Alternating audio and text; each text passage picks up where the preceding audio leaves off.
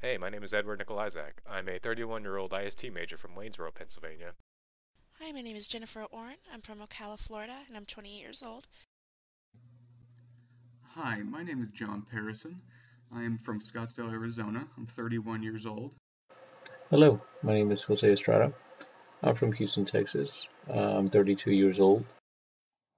Hi, I'm Peg Olsh, and I'm an IST student at the York campus of Penn State. Hi, I'm Phil Johnston. I'm a 24-year-old mechanical engineer from Pittsburgh, Pennsylvania. Hi, my name is Stephen Badu. I'm from Brooklyn, New York. I'm 33 years old.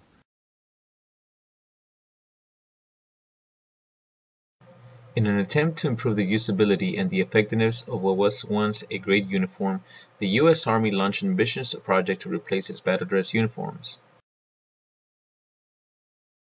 The battle dress uniform was the official combat uniform used by the U.S. Armed Forces from the early 1980s to the mid-2000s.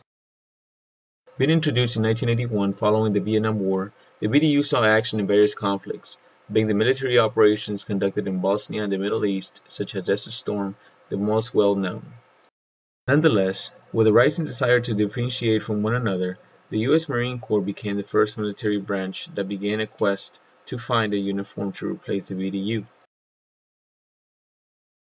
A product of their effort was the Marine Corps Combat Utility Uniform, or MCCUU, which used a distinctive and exclusive camouflage pattern known as MARPAT. After observing the success of their sister branch, the U.S. Army commenced the process to produce a uniform of their own.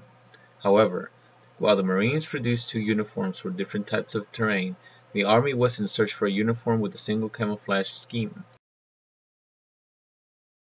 It was then that the Army kicked off the research to develop a camouflage pattern that became known as the Universal Camouflage Pattern, which uses a digitized pattern in colors that are less saturated than MARPAT.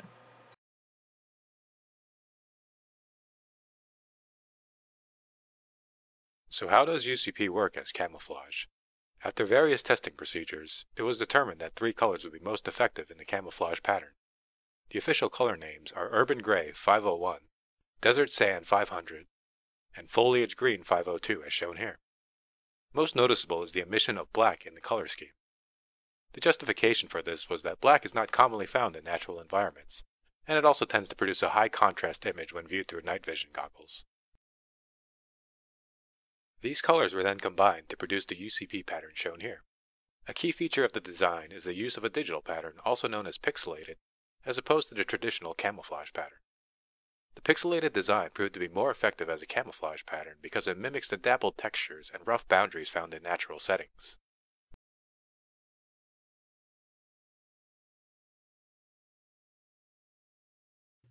One important issue with the UCP uniforms is that they were deemed largely ineffective, and after over $5 billion spent on research and design, they are now in the process of being replaced, which will cost the taxpayers even more money.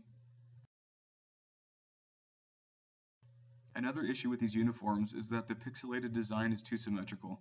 Lateral inhibition allows the eye to concentrate on these sharp edges, allowing the soldiers to stand out more easily. Another issue with the uniforms came in their lack of brown color. Soldiers in Afghanistan and Iraq had complained that there was a lack of brown relative to their environment around them, making them more easily identified. Another issue with these uniforms is that when they were tested against other camouflages, they tested poorly. As you can see, this is evidenced in the table below.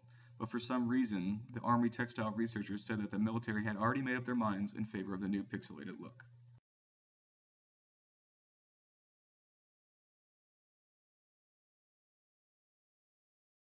To better understand this project, let's look at the history leading up to the decision to start the Universal Army Combat Uniform Project. When the project started, the United States Army had two uniforms, the battle dress uniform and the desert camouflage uniform.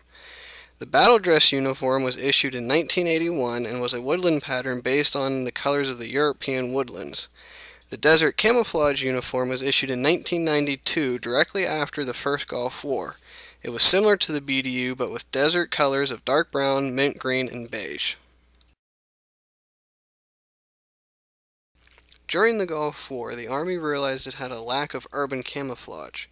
The Universal Army Combat Uniform Project was initiated to develop a universal camouflage pattern that would address this shortcoming. The changing threats to the U.S. Army included more urban environments, and they needed to develop a camouflage pattern that would protect the soldiers in this environment and other similar environments that they would find in these new areas where they might be fighting.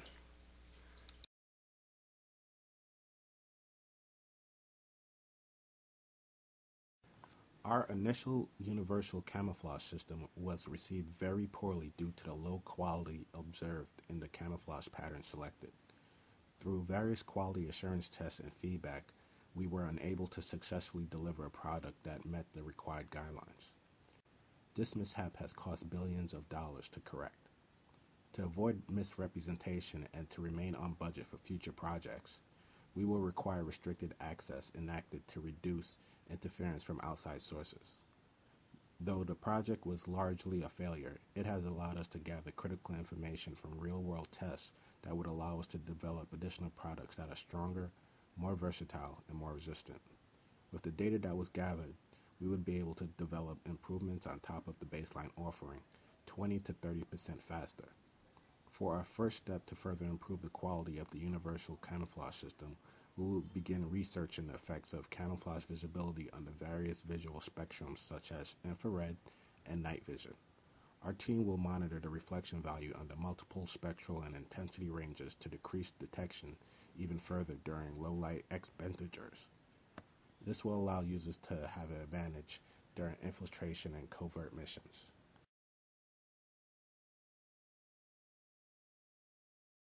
Overall, the Universal Camouflage Pattern was a massive failure.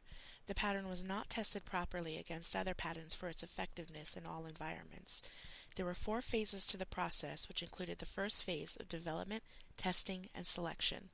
The second and third phase, the chosen patterns were modified and tested again. In the final 4th stage, the chosen patterns were tested in specific environments.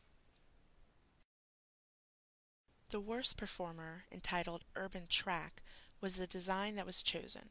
While there have been no specifics on why this design was chosen, it has posed a danger to our soldiers and is now being recalled, with another design being developed to replace the failed Universal Camouflage Pattern.